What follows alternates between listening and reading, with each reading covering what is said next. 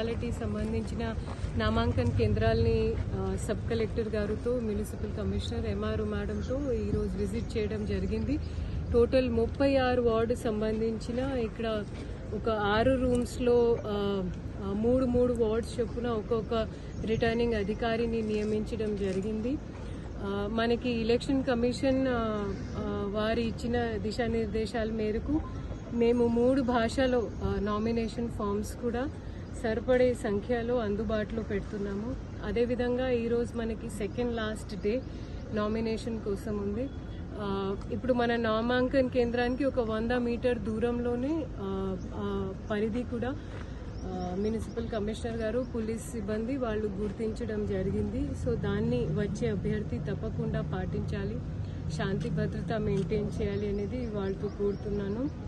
అదేవిధంగా మనకి ఫామ్ ఏ సంబంధించిన ఎవరైతే పార్టీ సింబల్స్ మీద పోటీ చేస్తున్నారో వారు ఈరోజు లేదా రేపు తప్పకుండా వారి పార్టీ తరఫున కలెక్టరేట్లో మాకు ఫామ్ ఏ సబ్మిట్ చేయాల్సిన అవసరం ఉంది. రేపు 5 గంటలలోపు వాళ్ళు ఇచ్చిన తర్వాత మేము దానికి ఒక ఒరిజినల్ కాపీ డిస్ట్రిక్ట్ ఎలక్షన్ అథారిటీగా మా దగ్గర ఉంచుతాము. అదేవిధంగా జెరాక్స్ కాపీ చేస్తూ మళ్ళీ సంబంధించిన మున్సిపల్ కమిషనర్ గారికి పంపిస్తాము. ఫామ్ బి విషయంలో ఇప్పుడు మేము తీసుకున్న క్లారిటీలో కొంతమంది ఇప్పుడు మాకు ఫామ్ బి చాలా మటుకు వాళ్ళు ఇవ్వడం లేదు. సో అది కూడా స్క్రూటినీ రోజు 3 తారీఖు నాడు 3 గంటల లోపు వాళ్ళు తప్పకుండా ఇవ్వాలి, లేదా మళ్ళీ వాళ్ళ క్యాండిడేచర్ ఇండిపెండెంట్ కింద పోతుంది. అదేవిధంగా ఏదైనా వారి ఎఫిడేవిట్ కావచ్చు, కాస్ట్ సంబంధించిన ధృవపత్రాలు కావచ్చు, ఇంకా డాకెట్లో కావాల్సిన మిగతా కాగితాలు కావచ్చు, అందులో ఏదైనా లోపాలు ఉంటే మళ్ళీ మేము ఒక చెక్ లిస్ట్ రిటర్నింగ్ అధికారి గారి ద్వారా అభ్యర్థికి ఇస్తున్నాము. సో దయచేసి ఆ చెక్ లిస్ట్ కూడా వచ్చే అభ్యర్థి జాగ్రత్తగా చూడాల్సిన అవసరం ఉంది.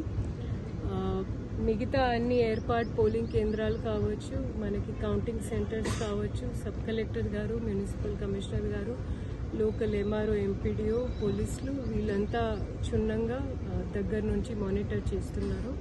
మేము పీస్ఫుల్గా ఎలక్షన్ కమిషన్ ఇచ్చిన దిశానిర్దేశాల మేరకు పకడ్బందీగా ఎలక్షన్ నిర్వహించడానికి సిద్ధంగా ఉన్నాము. పేరు పెడతామండి, బట్ ఇప్పుడు దీంట్లో ఒక అంశం ఏంటంటే పోలింగ్ కేంద్రాల్లో ఏఎంఎఫ్ ఉండాలి, అష్యూర్డ్ మినిమం ఫెసిలిటీ, అది మేము తప్పకుండా ఏర్పాటు చేస్తాము. బట్ నామినేషన్ కేంద్రాల్లో అంటే మౌలిక వసతులు ఏర్పాటు చేస్తాము. బికాస్ ఒక అభ్యర్థిలో ఒక ఓటర్లో తేడా ఉంటుంది. అభ్యర్థి అంటే వాళ్ళు స్వేచ్ఛతో వస్తారు పోటీ చేయడానికి, ఓటర్ అంటే వారి హక్కు.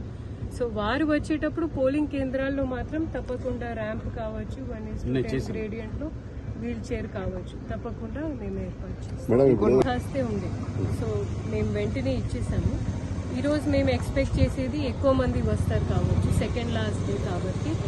సో మాకు కొంచెం లేట్ అయినా సరే వాట్సాప్ గ్రూప్ ద్వారా, ప్రెస్ ఉన్న గ్రూప్ ద్వారా మేము పంపిస్తాం. బట్ అదే మాకు ఖరారు చేయడానికి కొంచెం టైం పడుతుంది.